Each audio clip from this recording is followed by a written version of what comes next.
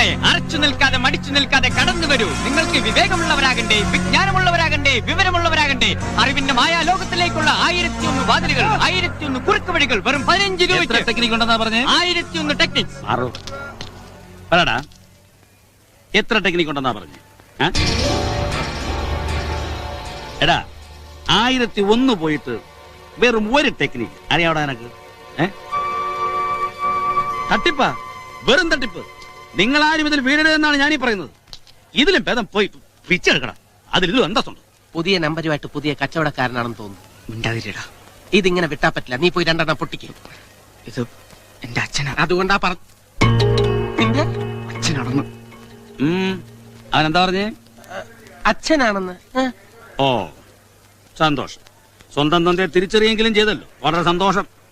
എടോ, എനിക്കറിയാവോ, ലക്ഷക്കണക്കിന് രൂപ വിറ്റുവരവുള്ള നല്ല ഒന്നാം തരം ഒരു സോപ്പ് കമ്പനി, കോടിക്കണക്കിന് രൂപയുടെ കൺസ്ട്രക്ഷൻ വർക്ക്സ് വേറെ, ഇതെല്ലാം നോക്കി നടത്തേണ്ട എന്റെ ഒരേ ഒരു മകനാ ഇത്.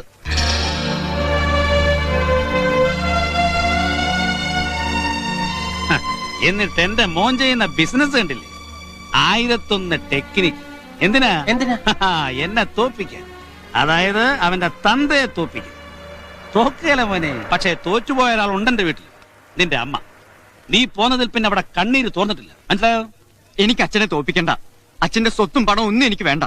എന്റെ കാര്യം ഞാൻ നോക്കിക്കോളാം. ശല്യപ്പെടുത്താൻ വരാതിരുന്നാ മതി. എന്താ നീ പറഞ്ഞേ? ഞാൻ നിനക്ക് ഒരു ശല്യമാണ്? അതെ, ശല്യം തന്നെയാണ്.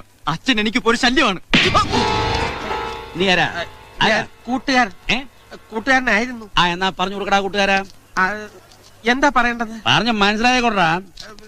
എന്താ മനസ്സിലാക്കേണ്ടത്? കുടുംബം കുടുംബം കുടുംബം പറഞ്ഞോട്. അതെ. അച്ഛനും അമ്മയും പറഞ്ഞോട്. അതെ. വേറെ? അതെ. നീ വരുവടാ, എന്റെ അടുത്ത് നീ വരും. എന്റെ കാൽക്കൽ വീണ് നീ കരയും. കുറിച്ചു വെച്ചു. ഏവയ്ക്കലെ നമ്പ്യാരാ പറയുന്നേ.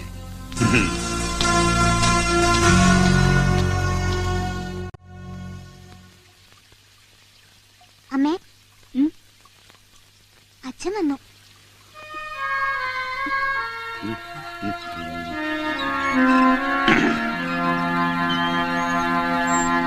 അവനെ കണ്ടോ? കണ്ടു. എന്റെ മോനിപ്പം വലിയ നിലയില, ബസ് സ്റ്റാൻഡിൽ ഒത്താൻ വെക്കുന്നു. 1001 ടെക്നിക്സ്, കവിതാ സമാഹാരം. കൊട്ടത്ത് ഞാൻ കരണക്കുറ്റിക്ക് വരണം.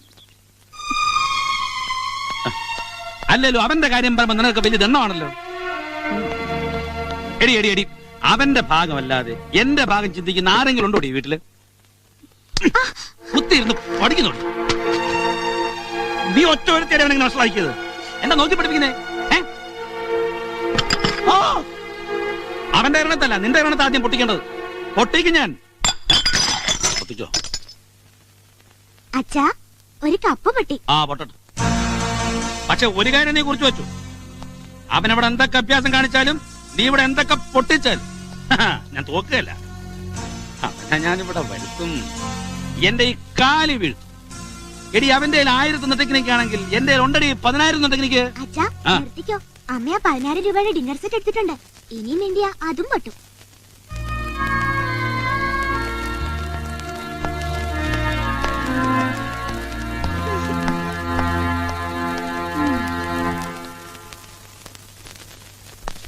നമസ്കാരം സാർ.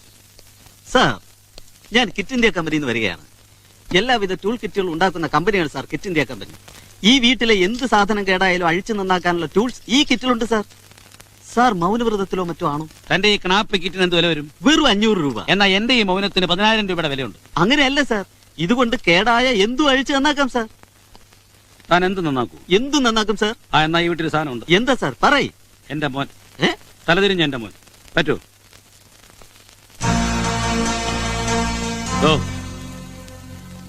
ഇതെന്താണെന്ന്? കാല് അല്ലേ? എന്തിനാണെന്ന് മനസ്സിലായോ? നടക്കാനല്ലേ? എന്റെ മകന് സൗകര്യപൂർവ്വം വന്ന് പിടിച്ച് മാപ്പ് പറഞ്ഞ് കരയാൻ. അതിനുവേണ്ടിയാണോ വർഷങ്ങളായിട്ട് ഞാൻ ഈ കാലം കൊണ്ട് നടക്കുന്നത്?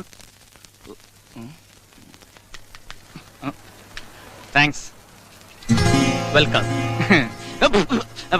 അമ്മാവനുണ്ട് എവിടെ? അമ്മാവൻ നിന്നെ കാണാൻ വന്ന. തീപ്പെട്ടി കളയണ്ട, കൊള്ളിയുണ്ട്. അതെ, ശരിയാ, കൊള്ളിയുണ്ട്. അമ്മാവൻ ബീഡി വലിക്കോ? അല്ല തീപ്പെട്ടിയും കൊണ്ട് നടക്കുന്നോണ്ട് ചോദിച്ചാ. മോനെ ചന്ദ്രഹാസ, ഈ തീപ്പെട്ടിക്കും കൊള്ളിക്കും ഒരു കടങ്കഥയുണ്ട്, അറിയാമോ? തള്ളയെ കുത്തി മകൻ മരിച്ചു എന്നല്ലേ അമ്മാവൻ?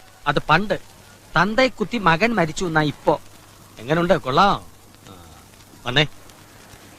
നല്ല അസല് മഴയാണ്. പിന്നെ ഒരു അത്യാവശ്യ കാര്യം ഉണ്ടായിരുന്നു. ഈ വരുന്ന 24-ാം തീയതി എങ്ങനെ, നീ ഫ്രീ ആണോ ആവോ? എന്താ? അല്ല, ഫ്രീ ആണെങ്കിൽ ചോറ്റാനിക്കര ക്ഷേത്രം വരെ ഒരു 11:20 AM വന്നാൽ കൊള്ളായിരുന്നു. എന്താ കാര്യം എന്ന് പറ. സിമ്പിൾ. അന്ന് നിന്റെ കല്യാണം 11:30 മുഹൂർത്തം. വലിയ തിരക്കാണെങ്കിലേ ഒരു 10 മിനിറ്റ് മുമ്പ് എത്തിയാലും മതി. മനസ്സിലായില്ല. അയ്യോ, സിമ്പിൾ. മനസ്സിലാക്കി തരാം. നിന്റെ ഫാദർ, അച്ഛൻ നിന്റെ വിവാഹം ഉറപ്പിച്ചു. പിന്നെ നാട്ടുകാർ മുഴുവനും അമ്പലത്തിലെത്തും. പെണ്ണും പെണ്ണിന്റെ വീട്ടുകാരും ഒക്കെ എത്തും. സ്വാഭാവികമായും നീ ഒന്ന് അവിടെ വരെ വരേണ്ടി വരും. അച്ഛന്റെ കാലയിൽ ഒന്ന് തൊടേണ്ടിയും വരും. എന്തിനു? അനുഗ്രഹം വാങ്ങാൻ. എങ്ങനെയുണ്ട് മൂപ്പിൽസിന്റെ പ്ലാൻ? കൊള്ളാമല്ലേ? ഞാൻ പെണ്ണിനെ കണ്ടിട്ട് പോലും ഇല്ലല്ലോ, പിന്നെ എങ്ങനെയാ കല്യാണം ഉറപ്പിക്കുന്നത്? പെണ്ണും പെണ്ണിന്റെ വീട്ടുകാരും നിന്നെ കണ്ടിട്ടുണ്ട്. നീ ആ പെണ്ണിനെ കണ്ട് ഇഷ്ടപ്പെട്ട് അച്ഛനോട് പറഞ്ഞ് അച്ഛൻ ആലോചിക്കുന്ന പോലെ അവിടെ പറഞ്ഞിരിക്കുന്നത്. എങ്ങനുണ്ട്? മോന്റെ അല്ലേ തന്ത? വക്രബുദ്ധിക്ക് വല്ല കേടും സംഭവിക്കുവോ?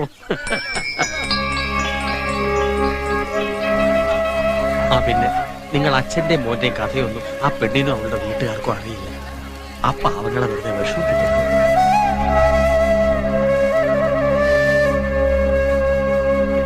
അതാരാ? എന്റെ അമ്മാവനാ. എന്താ വേണം? ചന്ദ്രൻ എല്ലാരോടും പുച്ഛോ. അച്ഛനും കുടുംബമൊന്നും ഇല്ലാത്തവർക്ക് അതിന്റെ ഒക്കെ വില അറിയൂ. ഓഹോ, എങ്കി ആ വില ഇങ്ങ് തന്നിട്ട് എല്ലാവരും മൊത്തമായിട്ട് അങ്ങ് എടുത്തോ.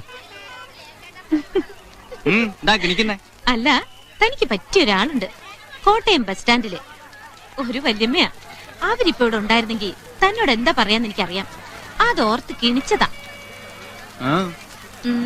പറയട്ടെ? പറ. എടാ കൊച്ചനെ, മുടിയനായ പുത്ര, നിനക്കിതെന്നാത്തിന്റെ കേടാ?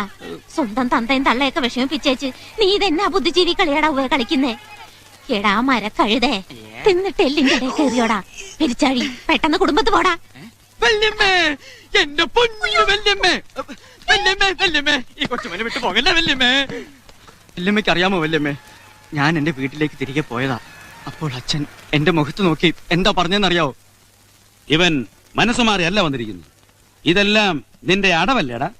കാശടിച്ചു മാറ്റാനുള്ള ഒരു വിദ്യല്ലേടാ? എന്നൊക്കെയാണ് വല്യമ്മേ. എന്നെ ഇങ്ങനെ വെറുതെ ഉപദേശിക്കാതെ ഒന്ന് സഹായിച്ചുകൂടെ വല്യമ്മയ്ക്ക്? എനിക്ക് വേണ്ടി എന്റെ അച്ഛനോട് ഒരു വാക്ക് പറയാമോ? ഞങ്ങൾ എല്ലാവരും കൂടി ചന്ദ്രുവിന്റെ മനസ്സ് മാറ്റിയെടുത്തു. ഇനി ഇയാള് കാരണം ഒരു കുഴപ്പമുണ്ടാവില്ല. അച്ഛൻ പറയുന്നതനുസരിച്ച് ജീവിതകാലം മുഴുവൻ കഴിഞ്ഞോളും. ഇതൊക്കെ ഒന്ന് എന്റെ കൂടെ വന്ന് പറയാമോ അച്ഛനോട്? വല്യമ്മയുടെ കാര്യം പോട്ടെ, കുട്ടിക്ക് ഒന്ന് വന്ന് പറയാമോ? കണ്ടോ, പറ്റില്ല. ഒരാൾക്കും സഹായിക്കാൻ പറ്റില്ല. പക്ഷെ ഉപദേശിക്കാൻ വലിയ ഇഷ്ടം എല്ലാവർക്കും. എനിക്ക് വേണ്ടി ഒന്ന് പറയാൻ, എന്നെ ഒന്ന് സഹായിക്കാൻ ആരുമില്ല എനിക്ക്. അതാണ് എന്റെ പ്രശ്നം. എന്നെ സഹായിക്കാൻ കുട്ടിക്കും കഴിയില്ല. കുട്ടി പോയിക്കോളൂ.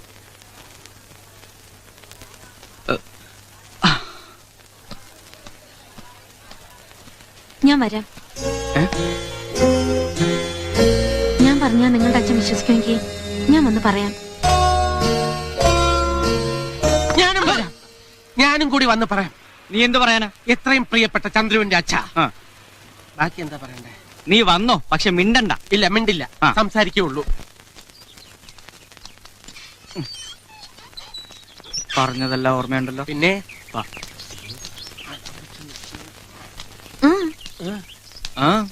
എന്നാ വാ. ഹായ്, ഇതാണോ ചന്ദ്രന്റെ വീട്? ഈ കാറുകളൊക്കെ നിങ്ങളുടെ അച്ഛൻ്റെ? ഏയ്, ആരോ വിരുന്നുകാരുണ്ടോന്ന് തോന്നി. ഒരു കാര്യം ചെയ്യും, നിങ്ങൾ ഇവിടെ നിൽക്ക്, ഞാൻ വിളിക്കുമ്പോ വന്നാ മതി. അവൻ അങ്ങനെ പലതും പറയും. നമുക്കൊരു കാര്യം ചെയ്യാൻ വിജി. എന്താ? നമുക്ക് ഇവിടെ നിൽക്കാം. അവൻ വിളിക്കുമ്പോ പോയാ മതി.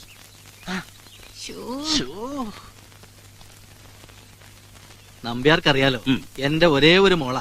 അതുകൊണ്ട് തന്നെ ആഡംബരങ്ങളൊക്കെ ലേശം കൂടുതലായിരിക്കും. അയ്യോ, അതിനെന്താ? കല്യാണത്തിന് മന്ത്രിമാരും MLA മാരും ഒക്കെ കൂടുന്നത് കൊണ്ടേ. അത് കല്ലല്ലേ, നല്ല ഒറിജിനൽ ഡയമണ്ട് ആണ്. ഈ മന്ത്രിമാരും MLA മാരും ഒക്കെ കൂടുന്നത് കൊണ്ടേ. ഒറിജിനൽ എന്താ പറഞ്ഞു കഴിഞ്ഞാല് ഒറിജിനൽ ഡയമണ്ട്. ഒറിജിനൽ മന്ത്രി. മന്ത്രിമാരും ഒറിജിനൽമാരും ഒക്കെ കൂടുന്നത് കൊണ്ടേ 2-3 ആനയും വെടിക്കെട്ടും ഒക്കെ ഒറിജിനലായിട്ട് വേണമെന്നുണ്ട്. അത് കൊള്ളാം. കല്യാണം നടന്നില്ലേലും ആരും മുഷിയില്ല. ഓരോ വെടിക്കെട്ടും ഒക്കെ കാണാലോ. ഈ ചർച്ച ഇവിടെ വെച്ച് അവസാനിപ്പിക്കുന്നതാണ് എല്ലാവർക്കും നല്ലത്. അച്ഛൻ പറഞ്ഞ പോലെ എന്റെ ഇഷ്ടപ്രകാരമല്ല ഈ കല്യാണം ആലോചിച്ചിരിക്കുന്നത്. എങ്ങനുണ്ട്? സമ്മതിച്ചിരിക്കുന്നു. സ്വന്തം മകനെ ഇത്രത്തോളം മനസ്സിലാക്കിയിട്ടുള്ള ഒരു അച്ഛനെ ഞങ്ങൾ ആദ്യമായിട്ട് കാണാം. താൻ ഇങ്ങനെ പറയുന്ന അച്ഛനിപ്പോ പറഞ്ഞതേ ഉള്ളൂ.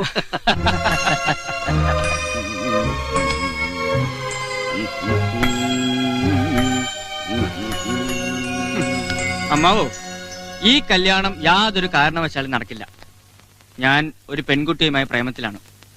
അവളെ അല്ലാതെ ഞാൻ ഒരു പെണ്ണിനെയും വിവാഹം കഴിക്കില്ല. ആ കുട്ടി എന്റെ കൂടെ വന്നിട്ടുണ്ട്. ഞാൻ വിളിക്കാം.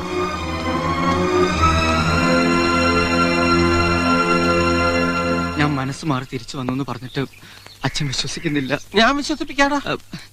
വേണ്ട, തനിക്ക് വിശ്വസിപ്പിക്കാമോ?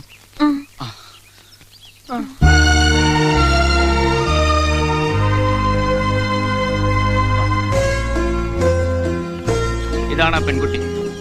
ഞാനിപ്പോ അച്ഛനോട് പറഞ്ഞതൊക്കെ സത്യമാണെന്ന് അങ്ങോട്ട് പറഞ്ഞു കൊടുക്കും വിജയ്. ചന്ദ്രു പറഞ്ഞതൊക്കെ സത്യം അച്ഛാ. ഇവിടെ വന്ന് മനസ്സിലുള്ളതൊക്കെ തുറന്നു പറയാൻ ഞങ്ങൾ ചന്ദ്രനോട് പറഞ്ഞു. ആദ്യമൊന്നും സമ്മതിച്ചില്ല, പിന്നെ ഞാൻ ഒരുപാട് നിർബന്ധിച്ചിട്ടാ ചന്ദ്രു സമ്മതിച്ചത്. അച്ഛാ, ഈ ജീവിതം ഒരു പാരാവാരമാണ്. വാസ്തവത്തിൽ ഇത് എന്നേക്കുമായി പൊട്ടിപ്പോകേണ്ട ഒരു ബന്ധമായിരുന്നു. ഞാനാണ് ഇത് കൂട്ടി യോജിപ്പിച്ചത്. ഇനി ഒരിക്കലും ഈ ബന്ധം മുറിയില്ല അച്ഛാ, മുറിയില്ല. മുറിയാൻ ഞാൻ സമ്മതിക്കില്ല. എന്തോന്നാടാ ഇത്? എന്താ തരണോ നിനക്ക്? വേണമെന്നില്ല. എന്താ എന്റെ പേര്? പങ്കജാക്ഷൻ. നിന്നോടല്ല, അവളോട്. എന്താ എന്റെ പേര്? വിജയലക്ഷ്മി. അപ്പൊ പേര് വിജയലക്ഷ്മി. വീട് എന്താ വീടില്ലേ? ഇല്ല, ഞങ്ങൾക്ക് അങ്ങനെ സ്വന്തമായിട്ടൊരു വീടോ നാടോ ഒന്നുമില്ല. അപ്പോ വീടില്ല. സ്വന്തക്കാരായിട്ട് ആരെങ്കിലും? 2 ഏട്ടന്മാരുണ്ട്. ഓഹോ, അവർക്ക് കണ്ണ് കാണില്ല. ഞങ്ങൾ തെരുവിൽ പാട്ട് പാടുന്നവരാ. ആ ബെസ്റ്റ്. വലിയ ആൾക്കാരാ, പിച്ചക്കാര്, കണ്ണുവട്ടന്മാര്. Best best. മതി, ഇപ്പൊ എല്ലാവർക്കും കാര്യം മനസ്സിലായില്ലേ? വിജയ്, പങ്ക, പാപ്പ. അവിടെ നീ ഈ പെണ്ണിനെ അല്ലാതെ വേറെ ആരെയും കല്യാണം കഴിക്കില്ല അല്ലേ? ഞാൻ ആരെങ്കിലും കല്യാണം കഴിക്കുമെങ്കിൽ അത് ഈ പെൺകുട്ടിയാണ്.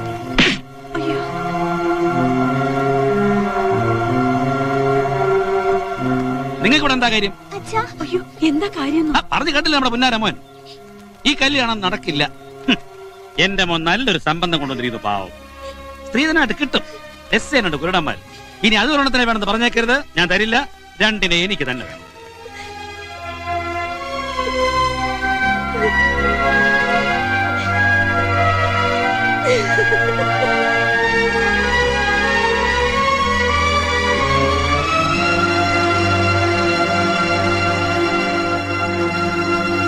മോനെ,